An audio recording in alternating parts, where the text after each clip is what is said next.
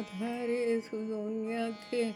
चिदग्निवरमण्डले समासीनं पराशक्तिविग्रहं गणनायकम् रक्तोत्पलसमप्रख्यं नीलमेघसमप्रभं रत्नप्रभालसद्दीप्तमुकुटाञ्चितमस्तकं करुणारससुधाधारास्रवदक्षित्रयान्वितम् अक्षिकुक्षिमहावक्षः गण्डशूकादिभूषणं पाशाकुशेक्षुकोदण्ड पञ्चबाणलसत्करं नीलकान्तिघनीभूतनीलवाणीसुपार्श्वकं सुत्रिकोणाख्यनीलाङ्गरसस्वादनतत्परं पत्न्यालिङ्गतवामाङ्गं सप्तमातृनिषेवितं ब्रह्मविष्णुमहेन्द्रादिसम्प्रपूजितपादुकं पदद्वयपदोवाच्यपादुकामन्त्रसारकं नवावरणयज्ञाख्यवरिवस्याविधिप्रियं पञ्चावरणयज्ञाख्यविधिसम्पूज्यपादुकम् अखण्डकोटिब्रह्माण्डमण्डलेश्वरमव्ययम्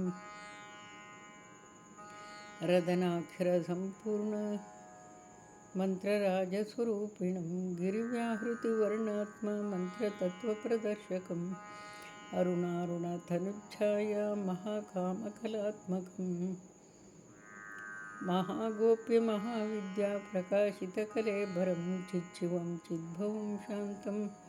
त्रिगुणादिविवर्जितम् अष्टोत्तरशताधिक्य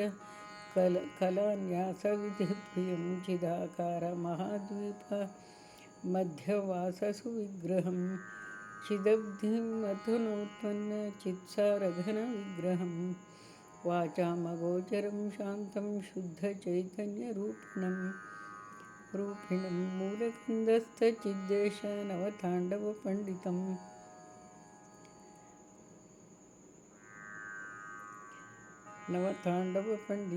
षडम्बुरुह संस्थायी परचिद्व्योमभासुरम् अकारादिक्षकारान्तवर्णलक्षितचित्सुखम्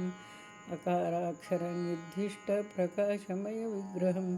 हकाराख्यविमर्शात्मप्रभादीप्तजगत्त्रयं महाहंसजपध्यानविधिज्ञातस्वरूपकं सदोदितमहाप्रज्ञाकारं संसारतारकं मोक्षलक्ष्मीप्रदातारं कालातीतमहाप्रभुं नामरूपादिसम्भिन्ना नित्यपूर्णचिदुत्तमं प्रत्यग्भूतमहाप्रज्ञागात्रगोचरविग्रहं महाकुण्डलिनीरूपं षट्चक्रनगरेश्वरम् अप्राकृतमहादिव्यचैतन्यात्मस्वरूपिणं नाथबिन्दुकलातीतं कार्यकारणवर्जितं षडम्बुरुहः स्फुरत्सौदामिनीप्रभं तत्त्वमस्यादिवाक्यार्थपरिबोधनपण्डितं